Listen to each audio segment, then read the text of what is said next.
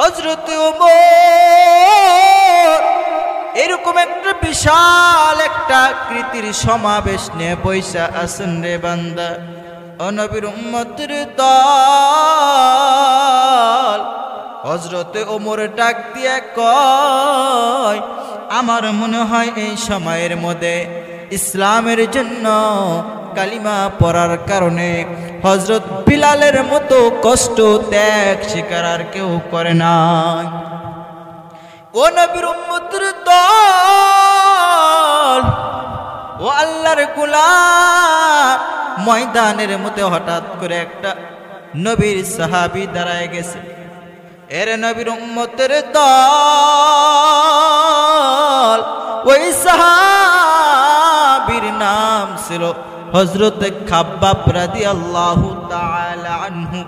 Khabbab